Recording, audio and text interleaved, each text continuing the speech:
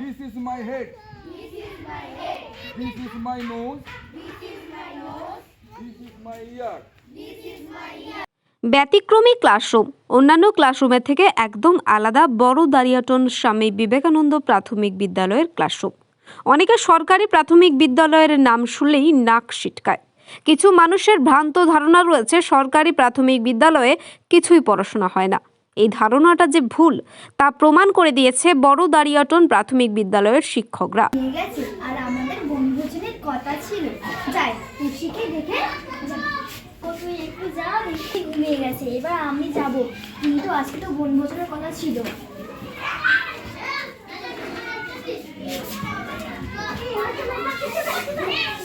গেছে, আজ তো আমার বনভোজনের কথা ছিল, যাই এবার যাই। এই উপকরণগুলো ব্যবহার করতে হবে ফিস্টের জন্য। সবগুলো বের করে ফেলতে হবে।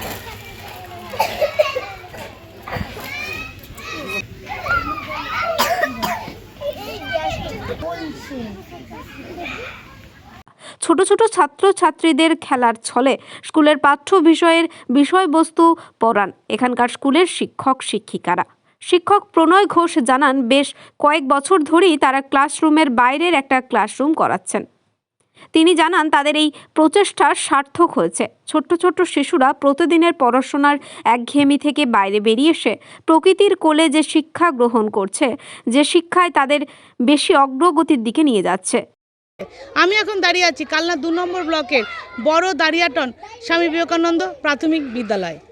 অনেক স্কুলে যাওয়া হয়েছে এবং অনেক স্কুল আমরা দেখেছি, কিন্তু এই স্কুলে এক বিরল ঘটনা, যেখানে এখানকার শিক্ষকরা বাচ্চাদের খেলার ছলে পড়াশোনা করান।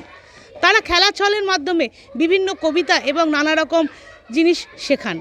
তাদের একটাই উদ্দেশ্য, যাতে বাচ্চারা স্কুলমুখী হয়, বাচ্চারা যাতে রোজ স্কুলে আসতে পারে, তারা এই লক্ষ্যকে মাথায় রেখেই কিন্তু খেলার ছলে দিনের পর দিন বাচ্চাদের পড়িয়ে আসছে।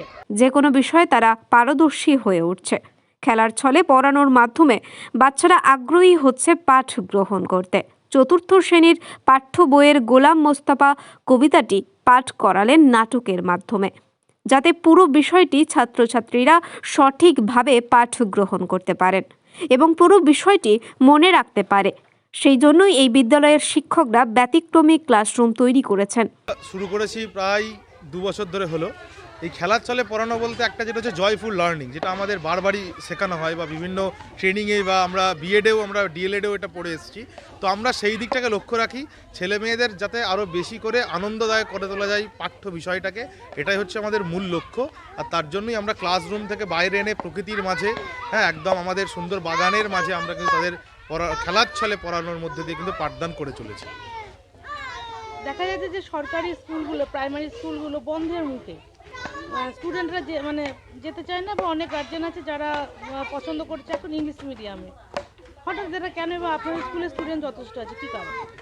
এইটা হচ্ছে একটা, দেখুন, গার্জেনদের মধ্যে একটা প্রবণতা তৈরি হয়েছে যে ইংলিশ মিডিয়ামে পড়াবে, কিন্তু আমি মনে করি প্রাথমিক স্কুলগুলো যথেষ্ট ক্ষমতা রয়েছে, তাদের টিচাররাও রয়েছে, তারা কিন্তু দক্ষতার সাথে পড়ান। এবং আমার মনে হয় যদি এইরকমভাবে পড়ানোটাকে একটুখানি মাধুর্যময়, একটুখানি ছেলেদের মধ্যে জয়ফুল এনভায়রনমেন্ট নিয়ে আসার চেষ্টা করা হয়, যদি ক্লাসরুমের বাইরে একটা ক্লাসরুম তৈরি করা যায়, তাহলে আমার মনে হয় যে বেসরকারি স্কুলের থেকে হয়তো প্রাথমিক স্কুলগুলোতে ছাত্র সংখ্যা আগামী দিনে বাড়বে। এবং আমার মনে হয় গার্জেনরা আমাদের ওপর আস্থা দেখাবে। আমার স্কুলেও কিন্তু ছাত্র কম ছিল, এখন কিন্তু ছাত্র অনেকটা বেড়েছে। তাহলে আমি মনে করি সব স্কুলই যদি এটা করতে থাকে আগামী দিনে, আমার মনে হয় যে নিশ্চয়ই প্রাথমিক স্কুলগুলোর সুদিন ফিরবে। এতে ছাত্রছাত্রীরা কতটা আপনার পড়াশোনা মনে রাখতে পারে? এটা ভীষণ কাজ করেছে। আমি যে বনভোজনটা পড়িয়েছি এবং এই নাটকের ছলে পড়ানোর পর তার পরের দিন যখন পড়া ধরেছি, মানে প্রত্যেকটা ছেলে মেয়ে উত্তর দিতে পেরেছে। এবং শুধু তাই নয়, এদেরকে যে ওয়ার্ড শেখানো হচ্ছে বা বিভিন্ন জিনিসগুলো আমরা শেখাই, এটা কিন্তু প্রত্যেকটা জিনিস মনে রাখে। সবথেকে যেটা বড় কথা, যে বিবেকানন্দ বলেছিলেন যে প্রত্যেকটা মানুষের মধ্যে অন্তর্নিহিত সত্তার বহিঃপ্রকাশ হলো শিক্ষা, আমরা কিন্তু সেটা দেখতে পাই। এখানে অনেক ছেলে মেয়ে থাকে যাদের সৃজনশীলতার প্রভাব এতটা বেশি বেরিয়ে আসে এবং তারা নিজেরা স্ক্রিপ্ট তৈরি করতে পারছে, এটা হচ্ছে সবথেকে বড় ব্যাপার। এই বনভোজন নাটকটা আমরা এটা করেছি, এখানে যেটা পাঠ্য ছিল তার বাইরেও কিছু জিনিস এরা নিজে থেকেই সংযোজন করতে পেরেছে। এটা বড়, শিক্ষক হিসেবে এটা বড় একটা প্রাপ্তির জায়গা। আপনার নাম? প্রণয় ঘোষ, বড় দাঁড়িয়াটন স্বামী বিবেকানন্দ প্রাথমিক বিদ্যালয়ের সহশিক্ষক। হয় খেলার মাধ্যমে, তারপর নাটকের মাধ্যমে বাচ্চাদের করে পড়াটা বোঝানো হয়। তারপরে আমরা খুবই খুশি, মানে আমরা খুব ভালো লাগে আমাদের এই স্কুলে পড়াশোনা। আমি চাই আরও অন্য অন্য অভিভাবক বা অভিভাবিকারা এই স্কুলে বাচ্চাদের করে ভর্তি করুন। আমরা বেশ কয়েক বছর ধরে খেলার ছলে পড়াশোনা করাচ্ছি, যাতে ছেলেরা প্রকৃতির সঙ্গে নিজেদেরকে মানিয়ে নিয়ে শিক্ষা লাভ করতে পারে এবং আনন্দ পায়, যাতে স্কুলমুখী হতে পারে। তার জন্য তাদেরকে আমরা এই খেলার ছলে পড়াশোনাটা করাচ্ছি। কতটা আগ্রহ দেখছেন বাচ্চাদের? ছেলেদের খুব ভালো আগ্রহ আছে, তারা আনন্দও পাচ্ছে, তাই জন্যে এই ধরনের শিক্ষাটা আমাদের একটু বেশি করে দেওয়া হয়। আপনার নাম? আমার নাম তারকনাথ মাঝি, আমি বড়দায়টন স্বামী বিবেকানন্দ প্রাথমিক বিদ্যালয়ের ভারপ্রাপ্ত প্রধান শিক্ষক। শিক্ষকতা করতে এসে আমরা অনেক কিছু শিখেছি, এখনও শিখছি, আগামী দিনেও শিখব। আর ওই বললাম যে তাদের ক্ষেত্রে তাদের সঙ্গে থাকতে থাকতে মনে হয় বাড়ির কথাও আমরা ভুলে যাই। এতগুলো বাচ্চা, এতগুলো শিশু যখন আমাদের সঙ্গে মিলেমিশে থাকে, সময় জ্ঞানও থাকে না। আর নতুন নতুন ধারণা আমাদের মধ্যে এমনিতেই চলে আসে। প্রত্যেকটা শিশু কিন্তু প্রত্যেকটা আলাদা আলাদাভাবে তাদের প্রকাশ ঘটে। বাবা মায়ের সঙ্গে কারো অভিমান হয়, সেগুলো আমাদের কাছে এসে বলে, আমরা তাদের সঙ্গে কথা বলি। সবসময় যে স্কুলে এসে সব দিন পড়া হয় তাও নয়, কিন্তু গল্পও হয়। সেই গল্পের মাধ্যমে কিন্তু আমরা ওদের কাছাকাছি পৌঁছে যাই।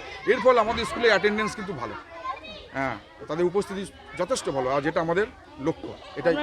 আমার নাম চঞ্চল নাথ, এই স্কুলের অ্যাসিস্ট্যান্ট টিচার। কাল্লা থেকে রীতা ভট্টাচার্যের রিপোর্ট, সুন্দর বাংলা নিউজ।